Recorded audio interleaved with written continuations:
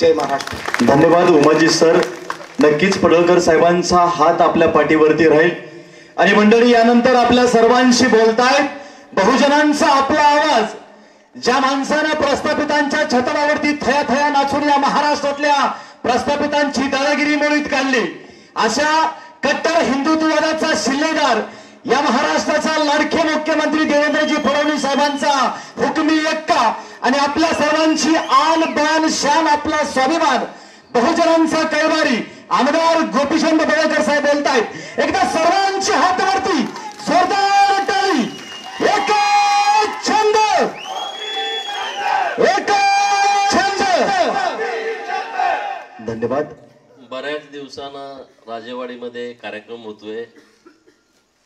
जेव्हा आम्ही राजकारणाची सुरुवात केली तेव्हा राजेवाडीमध्ये हाच उत्साह होता. बऱ्याच लोकांना राजकारण काय माहीत नव्हतं, चळवळ काय माहीत नव्हती. तेव्हा काही गावामध्ये अत्यंत तडपेनं सगळी लोक समोर यायची आणि प्रचंड ताकदीनं आमच्या पाठीमागे उभं राहायची.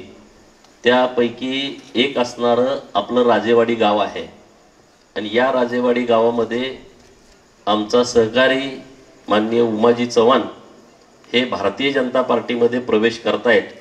आणि म्हणून त्यांना शुभेच्छा देण्यासाठी तुम्ही सर्वजण इतक्या मोठ्या संख्येने उपस्थित राहिला, त्याबद्दल मी सर्वप्रथम तुम्हा सर्वांचं मनापासून आभार व्यक्त करतो. आज राजेवाडीत आल्याच्या नंतर हलग्या तर जोरात वाजत होत्या, ढोल होते, सनई होत्या आणि पूर्ण गावातून फेरी झाली. आणि ती नेहमीच होते. राजेवाडीत आलं तर कधी आलं तर ते निवडणुकीसारखंच वातावरण असतं. आता निवडणूक अजून 4-5 महिने पुढं आहे, परंतु आज असं वातावरण होतं की राजेवाडीची रचनाच इतकी भारी आहे. पुनर्वसित असलेलं गाव असल्यामुळं एखादी शिटीसुद्धा अशी व्यवस्थितपणे वसवली नसेल असं राजेवाडी गाव वसवलेलं आहे. त्यामुळं संपूर्ण गावातून आज आमची फेरी झाली. आमच्या माता माई माऊलींनी आमचं स्वागत केलं, आम्हाला सर्वांना ओवाळलं. त्याबद्दल माता माऊलींचं पण सर्वांचं मी मनापासून आभार व्यक्त करतो.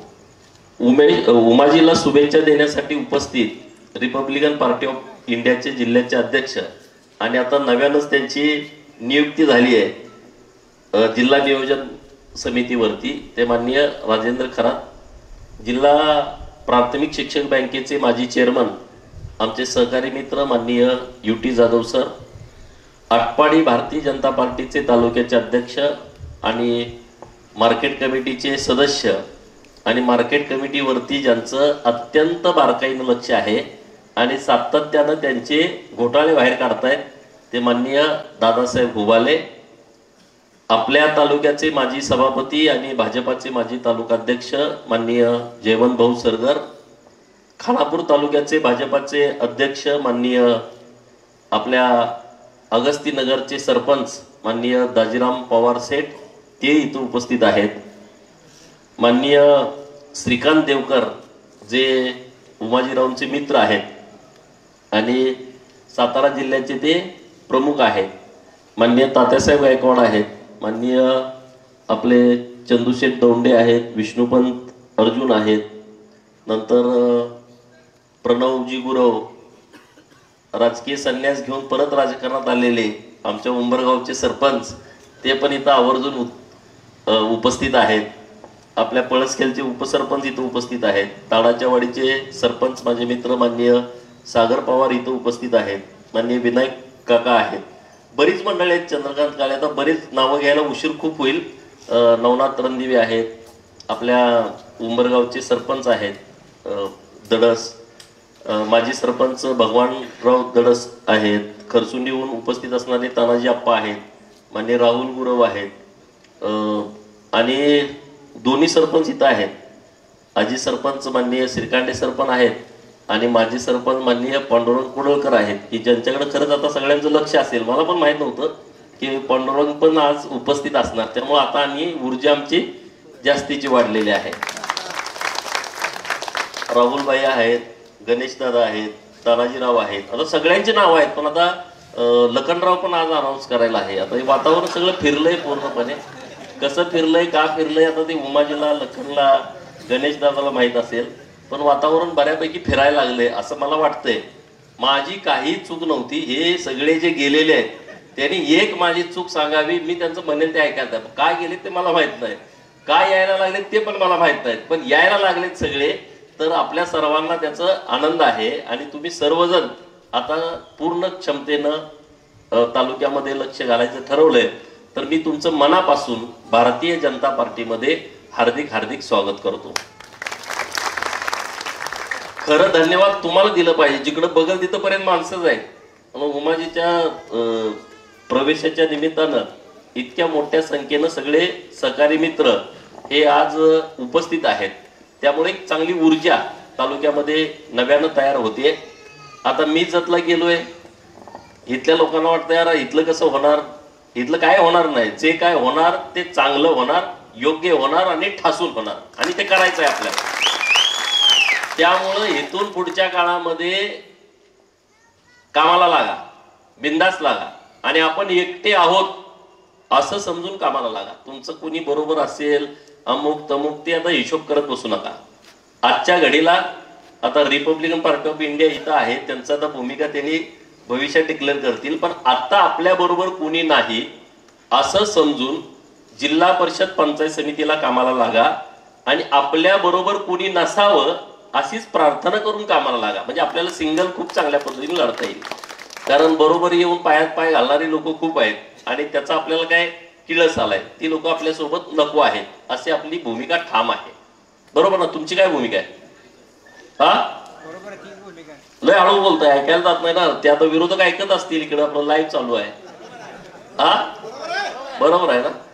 त्यामुळं आता मला वाटतंय 14 जुलैपर्यंत सगळे गट, नगर परिषद, महानगरपालिका यांच्या गटाची रचना अंतिम करावी अशा पद्धतीच्या सरकारच्या माध्यमातून सूचना आहेत. ते आता ते सरकारचं काम आहे, प्रशासनाचं काम आहे. आपलं काम आहे लोकांच्या मध्ये जाणं, लोकांची कामं करणं, लोकांना आपली भूमिका समजावून सांगणं, ही आपली जबाबदारी आहे. हे आपलं काम आहे, ते आपण काम करत राहूया. बाकीची काय प्रशासनाची कामं ती करत राहतील. एखादं गाव इकडे गेलं एखादं गाव तिकडे गेलं त्यानं काय लय तालुक्यात फरक पडेल अशी काही परिस्थिती नाही. तालुका आपला आहे ना, त्यांना आपली भूमिका समजावून सांगू. लोकांनी आपल्याला बघितलं गेल्या 20 वर्षांपासून आपण ज्या पद्धतीनं काम करतोय ते सगळं लोकांना माहीत आहे.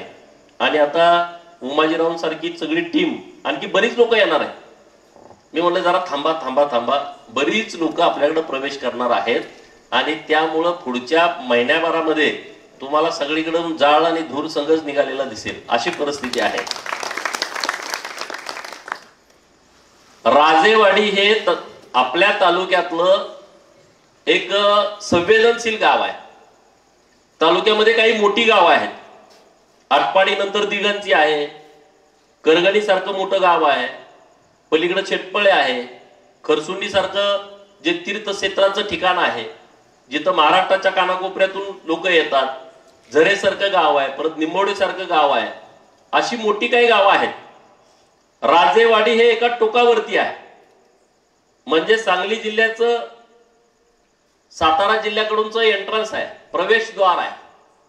शेवटचं गाव म्हणायचं बंद करू आपण, आता आमचं प्रवेशद्वार आहे, पहिलं गाव आहे सांगली जिल्ह्याचं. आणि राजेवाडीचा इंग्रजकालीन तलाव जो आपल्या उशाला आहे, पाणी उशाला आणि कोरड घशाला अशी परिस्थिती आपली अनेक वेळा होते. अनेक वेळा आपल्याला संघर्ष करावा लागतो. आणि राजेवाडीचं पाणी बारमाही आटपाडी तालुक्याला मिळालं पाहिजे ही भूमिका मांडणारी ही सगळी मुलं आहेत. पहिल्यांदा आम्ही ही भूमिका मांडली की वसंतदादा मुख्यमंत्री असताना राजेवाडीचा उजवा कालवा मंजूर आहे, त्याच्यावरती काही लाख रुपयाचा खर्च केलेला आहे. तो कालवा आम्हाला काढून द्यावा आणि आमचं जे पाणी आहे ते पाणी आरक्षित करावं ही आपली मागणी आहे. मागच्या 15 दिवसापूर्वी मंत्रालयामध्ये एक बैठक झाली राधाकृष्ण विखे पाटील साहेबांच्या दालनामध्ये आणि तिथं मी हीच भूमिका मांडली. 0.75 TMC पाणी आटपाडीसाठी राज्य सरकारनं राखीव करावं आणि प्रत्येक आवर्तनामध्ये ते आम्हाला सोडावं.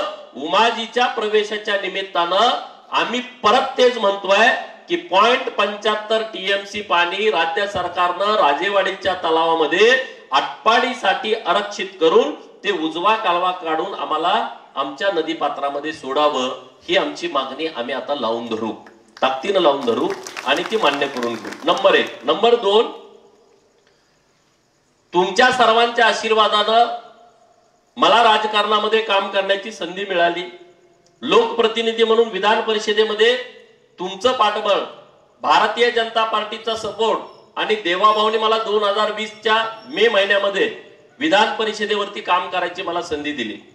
नवीन काहीतरी आपल्या तालुक्यामध्ये यावं अशी माझी नेहमीची भूमिका राहिली आहे. आणि म्हणून आता जेव्हा राधाकृष्ण विखे पाटील साहेब सांगलीला आले होते, मागच्या 8-10 दिवसापूर्वी जलसंपदा खात्याची एक मॅरेथॉन बैठक झाली. जवळपास 2.5-3 तास ती बैठक चालली आणि परत परवा जिल्हा नियोजनची बैठक झाली. तर त्यामध्ये मी ही भूमिका मांडली आहे की राजेवाडीच्या तलावाला लागून जलसंपदा खात्याची जी जमीन आहे त्या जमिनीमध्ये जलसंपदा खातं आणि पर्यटन विभाग यांनी एकत्रित येऊन एक पर्यटन केंद्र डेव्हलप करावं, जे 50 कोटी 100 कोटी रुपयाचं असेल अशी मी मागणी केली आहे.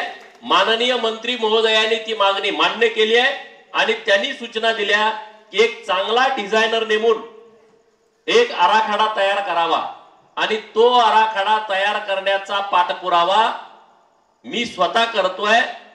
परवा जिल्हा नियोजनची बैठक झाल्याच्या नंतर माननीय राजेंद्र बापू खरात त्या बैठकीला होते, तिथेही मी भूमिका मांडली आणि त्या मीटिंग मध्ये जिल्हा नियोजनच्या माध्यमातून एक आर्किटेक्चर नेमायचं निश्चित झालं आणि त्यांनी राजेवाडीसह जिल्ह्यामध्ये अशी कुठे ठिकाण आहेत जे पर्यटन, वन विभाग असेल, पर्यटन करण्यासारखं ठिकाण असेल किंवा जलसंपदा असेल, अशा सगळ्या ठिकाणाचं एक डिझाईन चांगलं करायचं आणि ते जिल्हा नियोजनच्या माध्यमातून राज्य सरकारला द्यायचं.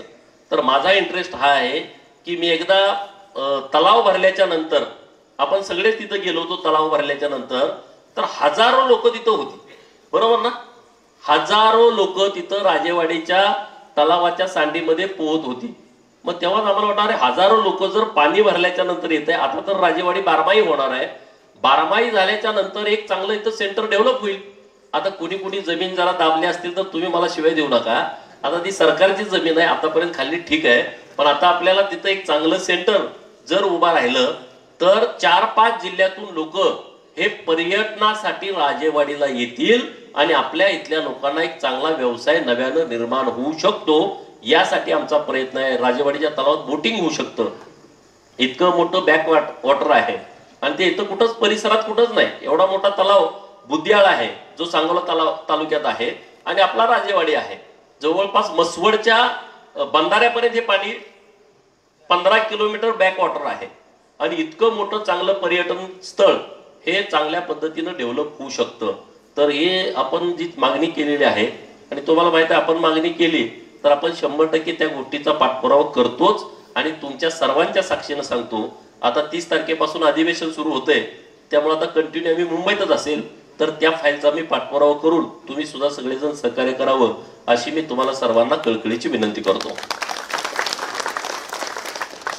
आटपाडी तालुक्यामध्ये काही राहिलेली गाव आहेत की ज्यांना पाणी नाही, म्हणजे मानगंगा नदीच्या पूर्वेकडची उंबरगाव, दडसवाडी असेल, पिंपरी खुर्द असेल, नंतर आंबेवाडी आहे, बोंबेवाडी आहे, लोणारवाडी आहे, ह्या गावांना आतापर्यंत पाणी मिळालं नाही किंवा नदी पात्रातून आल्यानंतर त्या जवळच्या थोड्याफार लोकांना त्याचा फायदा होतो.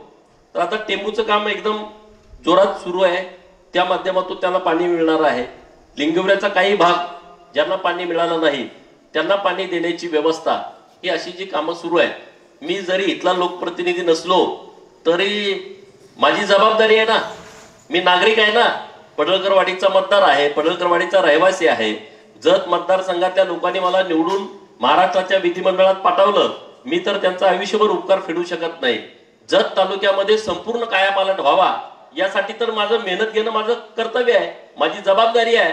पण ज्या तालुक्यानं मला राजकारणामध्ये, समाजकारणामध्ये आणलं, मला पाठबळ दिलं, अत्यंत प्रतिकूल परिस्थितीमध्ये सगळी लोक माझ्या पाठीमागे राहिली. एका बाजूला सत्ताधारी होते, एका बाजूला मस्तवाल पैसेवाली लोक होती, सत्ता त्यांच्या घरामध्ये पाणी भरत होती, आमच्यावरती सातत्यानं केसेस होत होत्या, दादागिरी केली जात होती.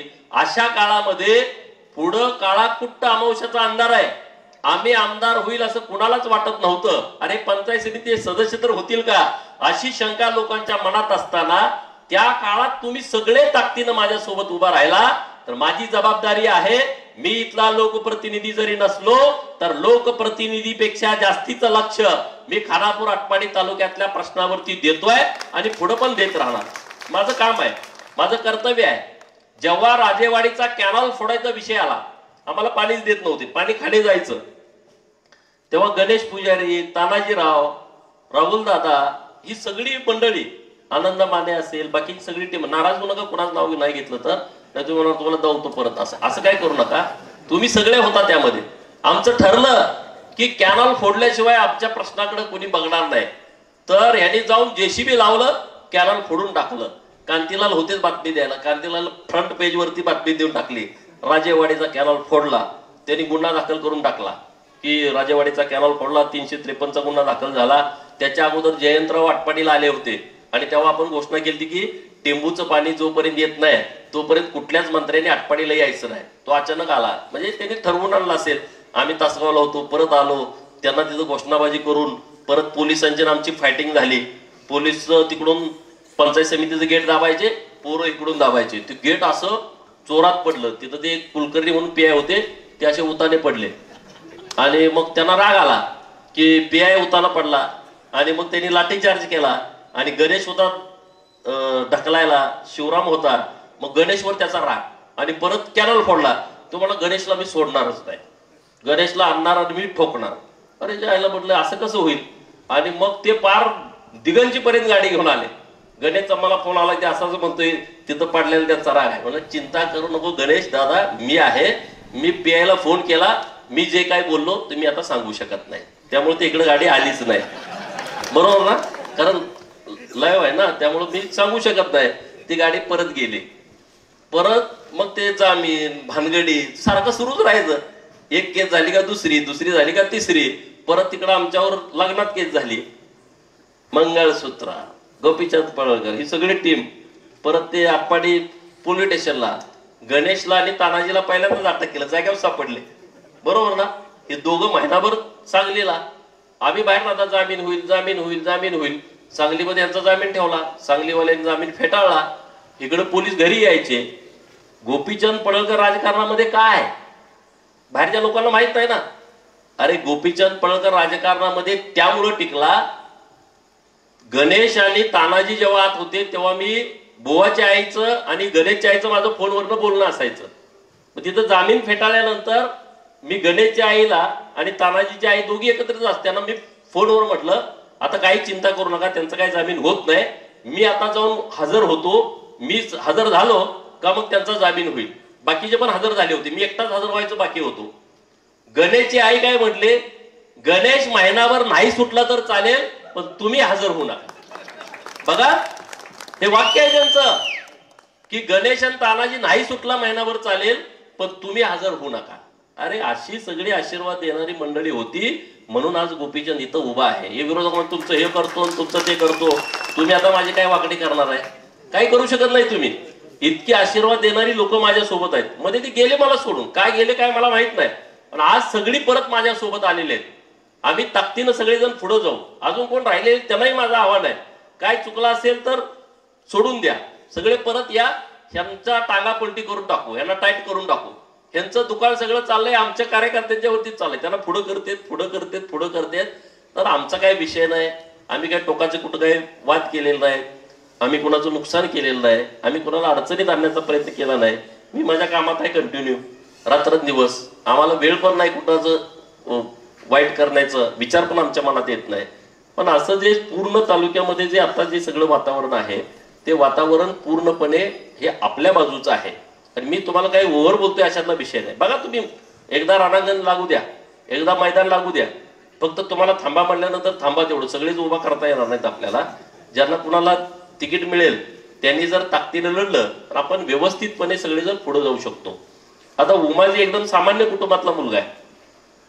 राजेवाडी हे 18 पगड जातीचं गाव आहे आणि इतकं आदर्श गाव आहे. बहुजनांची चळवळ काय असावी हे राजेवाडीतच शिकायला मिळतं, दुसऱ्या कुठल्या गावात शिकायला मिळत नाही. राजेवाडीत इतक्या वैचारिक लोक आहेत. आता वडार समाजाची तर लोक आहेत, रात्रंदिवस मेहनत करतात, पण त्यांना राजकारण काय करायचं कळतं. इतकं त्यांना टॅलेंट आहे, इतकं त्यांच्याकडं या सगळ्या विषयाची बुद्धिमत्ता आहे.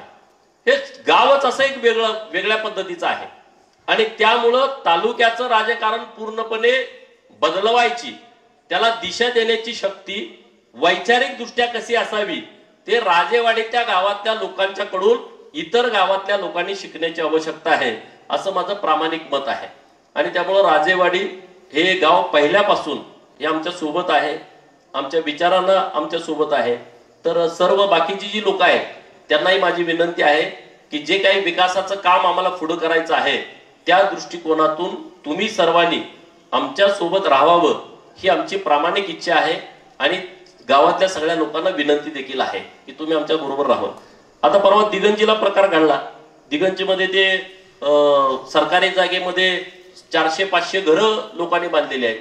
जवळपास 50-53 घरं, माझ्यापेक्षा नवनाथला जास्तीच माहीत असेल, प्रणवदादा इथं आहेत. 50-60 घरं ही घरकुल मंजूर आहेत. सरकारनं पैसे दिले, सरकारच्या पैशावरती घरं बांधले. कुणीतरी लोक हायकोर्टात गेली, हायकोर्टाचा आदेश आला घरं पाडून टाका. अरे आता पावसाळ्यात लोक जाणार कुठं? तिथं जेसीबी, पोकलँड, प्रांत साहेब, तहसीलदार साहेब, PI साहेब, पिंजरा गाड्या, मोठे पोलीस आणि म्हणजे घरे पाडायचं आहे. आणि म्हणलं असं करू नका. सगळी लोक तिथं रस्त्यावरती आली, लोक पुढे येऊन उभा राहिली. मी स्वतः परत त्यांच्याशी बोललो, असं करू नका. ते म्हणजे आम्हाला कोर्टात 3-4 महिन्याच्या आतमध्ये द्यायचं आहे, ती मुदत संपते 2-3 दिवसानंतर. परत माननीय मुख्यमंत्री महोदयांना जाऊन भेटलो, त्यांच्याकडून कलेक्टर साहेबांना त्यांनी सूचना दिल्या की सुप्रीम कोर्टाचा आदेश आहे, पावसाळ्यामध्ये घर पाडता येत नाही आणि माननीय CM साहेबांच्या एका फोनमुळं ती सगळी कारवाई पूर्णपणे थांबली. परंतु आता आपली जबाबदारी आहे की काही ना काही मार्ग काढून त्या लोकांना घरं तिथं आता बांधलेली आहेत, तर ती घरं तिथं राहिली पाहिजेत लोकांना. कारण माणूस आयुष्यात एकदाच घर बांधतो, दुसऱ्यानं घर बांधणं होत नाही. कुणी 2दा घरं बांधली तिथं आहेत का? 2 घरं बांधली, 3 घरं बांधली, 4 घरं बांधली, नाही. आपल्याला ते होत नाही, शक्य नाही. आपण आपल्या आयुष्यामध्ये एकच घर कसं तरी बांधतो आणि ते जर घर कुणी पाडलं, नेस्त नाबूद केलं तर आपण त्या लोकांना काही मदत करू शकत नाही. तर ही असे जे प्रश्न आहेत ते सगळे प्रश्न घेऊन आपल्याला पुढे जाण्याची आवश्यकता आहे. आणि त्यामुळं सर्व लोकांच्या कुणाच्याही काही अडचणी असल्या नक्की तुम्ही सांगा आम्हाला. आता आपलं भारतीय जनता पार्टीचं आटपाडीमध्ये कार्यालय पुढच्या 8-10 दिवसामध्ये त्याचं उद्घाटन होणार आहे. आपले दादासाहेब उबाले, जरा उभं राहा, लोकांना माहित होत्या. म्हणजे हे दादासाहेब उबाले तडवल्याचे आहेत, माजी सरपंच आहेत, आता आपल्या मार्केट कमिटीचे डायरेक्टर आहेत. मार्केट कमिटीवाल्यांनी 1 कोटी रुपयाचा घोळ केला पेट्रोलमध्ये. कुठं? दिगंजीच्या. तुम्ही जाता येतात, तुम्हाला माहित आहे. रोज गाडीत तेल टाकायचं, 5000 रोख घ्यायची, खर्चायला जायचं. ते आता नंतर विषय घ्यायचे आहेत, आता लगेच रान तापवायला नको. तर ह्याने हे सगळं काढलं, हायकोर्टात गेले. हायकोर्टानं त्यांना स्टे देऊन टाकला त्यांच्या नोकर भरतीला. 4 नोकर भरायचे होते, ह्यांनी पैसे आधीच घेऊन टाकले, कोणाकोणाला भरायचे. तर यांनी ते सगळं निदर्शनाला आणून दिलं, कोर्टानं स्टे दिलाय. आता त्या पेट्रोल पंपामध्ये 1 कोटी रुपयाचा घोळ झालाय. असे सगळे विषय ते आता बाहेर काढतायत. जयवंतरावनी अगोदर चांगल्या पद्धतीनं भाजपाचं तालुकाध्यक्ष म्हणून काम केलं होतं. त्याच्या अगोदर प्रभाकर पुजारी साहेब होते, त्यांनी तिथं भाजपाचं काम चांगल्या पद्धतीने केलं होतं. तर एक चांगली तरुणांची फळी, चांगली टीम ही आपल्या सोबत आता काम करते. आपण सगळेजण पुढे जाऊ. उमाजीराव आता आलेले आहेत, मागणं आता कोण कोण येणार आहेत तुम्हाला माहित. आता ते काय माझी त्याची अजून चर्चा झाली नाही. तर जे कोणी येणार आहेत त्या सगळ्यांचं स्वागत आपल्याला करायचं आहे, सगळ्यांना आपल्याला पार्टीमध्ये घ्यायचं आहे आणि जिथं जिथं कुठं संधी आहे तिथं तिथं सर्वांना आपल्याला संधी द्यायची आहे. तुम्ही जी एक गोष्ट बोलला अत्यंत महत्वाची, मी सर्वप्रथम राजेवाडीकरांचं मनापासून आभार व्यक्त करतो की बहिर्जी राजांच्या नावानं चौकाचं नामकरण केलं, त्याबद्दल मी तुम्हा सर्वांचं मनापासून आभार व्यक्त करतो. आणि मला वाटतंय आपल्या या परिसरातला पहिलाच चौक असेल की जो बहिर्जी राजांच्या नावानं आहे. बहिर्जी राजांचं खूप मोठं काम आहे, परंतु त्यांना दाबून ठेवलं, त्यांना कोणी बाहेरच काढलं नाही. आता मी 30 कोटीचा आराखडा तयार केलाय, आता 3 कोटी टेंडरवर आहे. या 8-15 दिवसामध्ये ते टेंडर होऊ शकतं. राहिलेले पैसे सुद्धा आम्ही आणणार आहे, कारण तो माझा विषय नाही, देवाभाऊनी स्वतः तो विषय हातामध्ये घेतलेला आहे. आणि त्यामुळं महाराष्ट्रात कुणाचंही नसेल असं देखणं स्मारक हे बहिर्जी राजांचं बाणूरगडवरती होणार, त्यामध्ये कुणाच्याही मनामध्ये कसली शंका असण्याचं कारण नाही. आणि तो आपल्या अस्मितेचा विषय आहे, तो आपल्यासाठी खूप महत्वाचा विषय आहे, बहिर्जी राजांचा विषय. राजे उमाजी नायकांच्या बद्दल उमाजी बोलले की उमाजी राजेंचा इतिहास तो आपल्या सर्वांना माहित आहे की उमाजी राजे पहिल्यांदा इंग्रजांच्या विरोधामध्ये त्यांनी बंड केलं, इंग्रजांच्या विरोधामध्ये लढले आणि इंग्रजांच्या विरोधामध्ये लढण्यामुळं देशामध्ये फासावरती जाणारा हा पहिला आपला राजा आहे, ते राजे उमाजी नाईक आहेत. आणि छत्रपती शिवाजी महाराजांच्या नंतर संभाजी महाराजांचा एक राज्याभिषेक झाला, राजे उमाजी नाईकांचा राज्याभिषेक झाला आणि महाराजा तालुक्यामध्ये त्यांना काही जबाबदारी द्यायची नक्की केलेली आहे पार्टीमध्ये. आलाय बाकीच्यांना सगळ्यांना बोलून घ्या, त्यांना पण घेऊन आपण सगळेजण तालुक्यामध्ये आपल्याला किमान 20,000 एकरामध्ये, म्हणजे राजस्थान नंतर, राजस्थानमध्ये वाळवंट आहे, आपल्याला वाळवायला नको. 4 पैसे आल्यानंतर लोक फार आम्ही कोणीतरी अरे मेंढक्याला सुद्धा आता त्याचं माडग्याला बकर 50,000 जाते, पैशाला कोण खाते? तुम्ही बघताय आटपाटीच्या बाजारामध्ये काय परिस्थिती आहे. कुणाकुणाला माडग्याला मेंढ्या आहेत, आमच्याकडे मेंढ्या आहेत त्याची 1-1 लाख रुपये किंमत आहे म्हणणे. सगळ्याकडे ही परिस्थिती आहे. आता ती परिस्थिती बदलली आणि त्यामुळं आम्ही पैशावर काहीतरी करू, आम्ही दादागिरी करू, आम्ही सत्तेचा वापर करून आम्ही काय, आता सत्तेत मी पण आहे ना, आता काय वापर करणार? कोणी काही करू शकत नाही तुम्ही. पण जे काय तुम्ही मागं केलंय त्याचा हिशोब योग्य वेळ आल्यानंतर होणार. त्या योग्य वेळेची वाट गोपीचंद पळकर बघतोय, हे त्यांनी लक्षात ठेवावं. ज्यांनी मला बदनाम करायचं, माझ्या खोट्या केसेस टाकायचं, मंगळसूत्र चोरीसारख्या केसेस, अरे सगळा हिशोब होईल, योग्य होईल. हिशोब असा होईल की परत त्याला उत्तर असणार नाही, अशा पद्धतीचा हिशोब होईल. त्या वेळेची वाट तुम्ही बघा, एवढंच मला विरोधकांना सांगायचं आहे. परत एकदा तुम्ही जरी काही मागणी आमच्याकडे केली नसली तरी तुम्हाला योग्य सन्मान मिळेल अशा पद्धतीचं आम्ही तुम्हाला स्थान देऊ. पांडुरंग कोडोलकर सरपंच इथं उपस्थित आहेत. कारखान्याचा सोडून द्या, कारखान्यावाले बेकारचोट लोक आहेत आणि त्यांना टाईट करा तुम्ही. मी तुमच्या बाजूने उभा राहतो, तुमच्यामुळे तो वाचलाय कारखानावाला, 1 नंबर जातो. त्याला वाटतंय मी तुला कुत्र कोण खातं इथं लय आम्ही घासल्या तेव्हा आम्ही राजकारणात पुढं. त्याला वाटतंय माझा कारखाना आहे म्हणून, अरे कोण तुला चहा सुद्धा पाजणार नाही इकडं, तुझे 100-200 कोटी तिकडे असतील तुझ्याकडे कोण कारखान्याकडं. पण पांडुरंगला माझी विनंती आहे की तुम्ही त्याला टाईट करा आणि टाईट करताना स्क्रूड्रायव्हर माझा वापरा. स्क्रूड्रायव्हर नाही, त्याला टाईट करा. इथे अरे ऊस पण आपला नेत नाही तो, इतकी मस्ती कुठून येते? राजेवाडीतल्या पोरांनी ज्यांनी तुम्हाला जमीन दिली त्याचा ऊस नेत नाही. अरे जमीन कितीनं दिली? 30,000. ती श्रावणदादामुळे जमीन दिली. श्रावणदादा म्हणलं आपला कारखाना आहे, आपले लोक म्हणजे चला देऊया देऊ. मला म्हणले काय करायचं, मी नवीन राजकारणामध्ये होतो आणि सगळं राजेवाडी सगळं गणेश सगळे राहुल दादा, तर त्यांना म्हणले डायरेक्टर घेतो, त्यांनी जर अशी फुकटच देऊन टाकली. मला वाटतं तर गुरुजीचं मिटले का नाही मला माहित नाही, गुरुजीने टाईट केलं होतं त्यांना, पण गुरुजी काय वर्षभरात माझ्याकडे आले नाही. मला वाटतं मिटलेलं दिसतंय गुरुजीचं. हा म्हणजे गुरुजींनी पण टाईट केलं होतं त्यांना. तर कारखाना होऊ द्या, त्याबद्दल आमचं दुमत नाही. अरे पण सगळं पाणी तुम्ही आमच्या लोकांच्या रानामध्ये सोडता, तिथं पिण्या योग्य पाणी नाही, तुम्ही ऊस इथला नेत नाही का? मग तिकडं पैलवान आणून उभा करताय, अमुक करता तमुक करता, हे कसं काय चालेल? तुम्हाला जमीन दिली आमच्या लोकांनी, तुम्ही आमच्या गावातला पहिला ऊस तोडला पाहिजे, राजेवाडीतला आमच्या परिसरातला ऊस तोडला पाहिजे, आटपाडी तालुक्यातला तोडला पाहिजे. तिकडे फुकट मिळतोय म्हणून तिकडून आणताय, म्हणून मला यानं व्याजानं पैसे दिले, त्यांना अमुक दिलं, अमुक सपोर्ट केला. तुझं काय असेल ते असेल, पण त्यांना जरा तुम्ही टाईट करा, असं माझं तुम्हाला सगळ्यांना म्हणणं आहे. आम्ही एकदा शेतकऱ्यांचं घेऊन गेलो, म्हणलं हे शेतकऱ्यांचा प्रश्न आहे आमच्या राजेवाडीतल्या. ते आमचा असा तिरक बघायला लागला, वाकडं बोलायला लागला. आमची मिटिंग सुरू आहे म्हणला, ते लॅपटॉप सगळे फोडून टाकले, काय ठेवलं नाही तिथं. मग अरे काय असं काय म्हणालं, मग जागा झाला. काय म्हटलं, अरे ही काय पोरं सगळी कडवी पोर आहे, ती काय अशीच काय पुढारी झालेली नाही, पुढे तर मागायला लागून ते जर्सी गायच्या खोंडासारखी नाही, कोणाला बी जाऊन पिते ती तशी.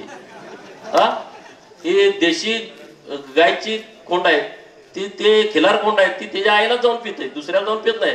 ते जर्सी कसं कुठं जलात जाईल तिकडे ती पिते. माणूस दिसला तर त्याला दुसऱ्या देत बसते, त्याला काय कळतच नाही. ते कार्यकर्ते तिकडे कुठं असतील, आमच्याकडे नाहीत, आमच्याकडे एकदम ओरिजिनल. आणि त्यामुळं लोकांच्यासाठी, अरे आम्हाला काय फोडायची गरज होती, लोकांसाठी केलं ना आम्ही. टेंबूचं कार्यालय फोडलं, तिकडे जेलमध्ये जाऊन बसलो लोकांच्यासाठी. जनक दुसरे झाले, आम्ही जेलमध्ये. चला ह्यांना टाकायला आम्हाला हीच लोक, मला आटपाडीच्या पोलीस स्टेशनमध्ये अटक केलं होतं. तिथं आटपाडीच्या कोर्टाला सुट्टी होती, विटेच्या कोर्टात नेलं. विटेच्या कोर्टात जामीन दिला तोवर गड्याने कराडची गाडी हजर, पिंजरा बाहेर येतोय तर म्हणजे आता तुम्हाला कराडला जायचंय, चला म्हणलं चला कराडच्या पोलीस तिकडं नेऊन ठेवलं. पण राहतं लोकांच्यासाठी. आपण जेव्हा काम करत राहतो त्यातनं एक आपल्याला समाधान पण मिळतं. आम्ही जे काम केलं त्यातून खूप समाधानी आहे. आम्ही राजकारणामध्ये कोणाला काय माहित आहे, कशी परिस्थिती आम्हाला माहित नाही, आम्ही जे राजकारण केलं त्या राजकारणातून आम्ही प्रचंड समाधानी आहे, 100% समाधानी आहे. आमची कुणावरती काही नाराजी नाही. लोकांच्यासाठी आम्ही काम करत राहिलो, लोकांनी आम्हाला त्या पद्धतीनं सपोर्ट केला, त्या पद्धतीनं आम्हाला आशीर्वाद दिला, त्यामुळे आम्ही प्रचंड समाधानी आहोत. आमच्यात जी पोरं दादा आबासाहेब बानुसे येत आहे, अनिल सूर्यवंशी आहे, उमेश राजे आहे, ही पोरं किती ताकदीनं लढतात, राज्याची भूमिका मांडतात, गावाकडे असतात, परंतु अख्ख्या राज्यातले कुठले विषय आले तर ते सोशल साईटवरती मांडतात, एकदम बिनधास्त मांडतात, एकदम अजिबात घाबरत नाहीत, त्यांच्या मताला महत्व आहे. अशी एक टीम चांगली आपली तालुक्यामध्ये तयार झाली आहे. राज्यामध्ये टीम आहे ती वेगळी आहे. जवळपास 1000भर पोरं सोशल मीडियावरती आपली काम करतायत. एखाद्या पार्टीची पोरं काम करते त्या लेवलची पोरं आपल्याकडे काम करते. मध्ये आम्ही आळंदीला 2 दिवसाचं शिबिर घेतलं होतं. 700 मुलं तिथं आली होती मुक्कामी, राज्याच्या कानाकोपऱ्यात. म्हणजे हे सगळं चालू आहे. ते राज्यातल्या लोकांनी पण आम्हाला खूप चांगल्या पद्धतीनं मदत केलेली आहे. आता सरकारनं पण खूप चांगले निर्णय केलेत. लोकांच्या पर्यंत आपण ते घेऊन गेलं पाहिजे. सोलारच्या बाबतचा निर्णय किंवा घरकुलाच्या बाबतचा निर्णय, घरकुलाला आता सोलार देण्याचा निर्णय असेल, असे खूप चांगले निर्णय सरकारच्या माध्यमातून झाले. ते आपण लोकांना सांगावेत एवढंच या निमित्तानं बोलतो. परत एकदा स्वागत करतो. जरा वेळ जास्त झालाय. अजून सोन्याचा वाढदिवस घरनिकेत आहे, अक्षयराज माने यांचा भाऊ, तिकडं आम्हाला जायचं आहे. एवढंच या निमित्तानं बोलतो आणि थांबतो. आणि खरात साहेबांचं विशेष अभिनंदन, टाळ्या वाजवून करा. त्यांना जिल्हा नियोजनवरती काम करायची संधी मिळाली आहे. जिल्हा नियोजनच्या माध्यमातून ते पण आता तुम्हाला फंड देऊ शकतायत. त्यांना आता एकदम बजेट मोठ्या प्रमाणात जिल्हा नियोजन मधून मिळेल. त्यामुळं आता कसे आले ते उमाजीमुळे आलेले दिसतात मला.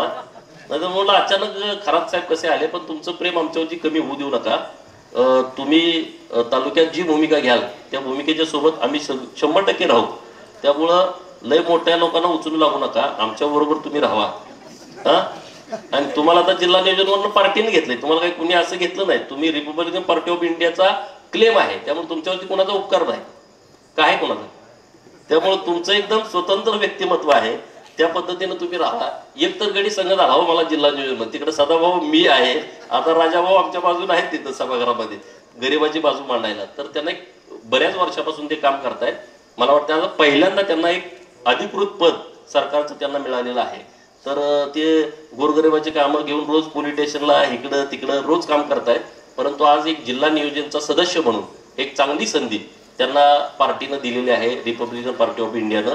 आठवले साहेबांचं पण आभार आमच्या तालुक्याच्या वतीनं आम्ही मानतो की ज्यांनी आमच्या जिल्हाध्यक्षांना, कारण खूप रिपब्लिकन पार्टीमध्ये सुद्धा खूप चांगले कार्यकर्ते आहेत जिल्ह्यामध्ये आणि ताकदीचे कार्यकर्ते आहेत, त्यांच्यात पण खूप स्पर्धा होती, तरी सुद्धा त्यांचं नाव त्यांनी रिकमेंड केलं आणि त्यांची नियुक्ती झाली. त्याबद्दल राजेंद्र बापू खरात यांचं मी मनापासून आभार व्यक्त करतो. आणि त्यांच्या माध्यमातून आपल्या तालुक्यामध्ये आणखी खूप चांगल्या पद्धतीचा विकास व्हावा अशा पद्धतीच्या सदिच्छा मी त्यांना देतो. आणि व्यासपीठावरती एवढं मोठं व्यासपीठ आहे आपलं, नावं बऱ्याच जणांची घ्यायची राहिली. आता खाली पण तितकीच लोक आहेत आणि वर पण तितकीच. मग आपण सिंगल असलं तरी चालतंय, काय अडचण नाही. रिपब्लिकन पार्टी ऑफ इंडिया आपल्या बरोबर असली तर आपल्या जोरात निवडणूक होऊ शकते. तर इतकी मोठी संख्या आपल्या बरोबर पण चांगल्या पद्धतीनं आहे.